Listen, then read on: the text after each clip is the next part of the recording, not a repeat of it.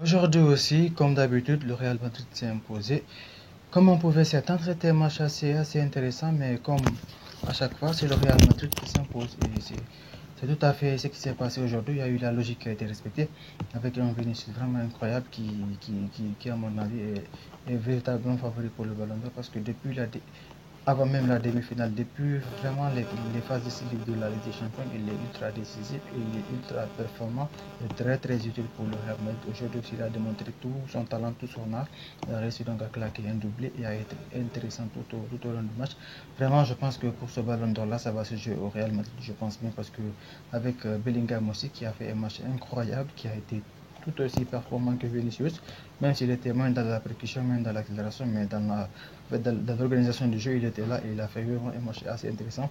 C'est aussi soldé par un but, une passe décisive pour lui aussi, donc c'est tout à fait incroyable pour le Real Madrid qui réussit vraiment à mettre en place une équipe très jeune et très forte, parce qu'il n'y a pas que la jeunesse, ils sont certes jeunes, mais ils sont plus bons que certains vieux, sincèrement, parce qu'ils sont vraiment performants à chaque fois. Et ça se quand on regarde Arda Güler qui est rentré donc en cours de match et qui a réussi donc à marquer son but, on comprend vraiment que Florentino Pérez, c'est un gars qui est vraiment prévoyant, parce que là, cette équipe-là, elle est tout à fait capable de remporter la Ligue des Champions. Ça, c'est assez clair. Il n'y a même pas à débattre là-dessus, parce que la performance qu'ils ont sortie aujourd'hui, avec l'effectif qu'ils ont, ils ont une équipe qui est compétitive et qui peut être compétitive sur de très longues années.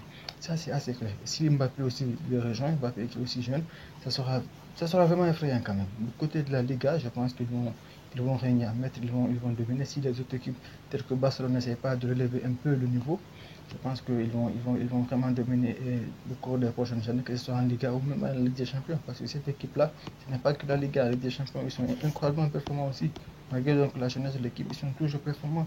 Et à tous les postes, ils ont recruté de façon stratégique. Il y a des joueurs jeunes qui sont là et qui sont déjà prêts et qui ont déjà le niveau pour prendre la relève. C'est tout à fait impressionnant sur Real Madrid, incroyable.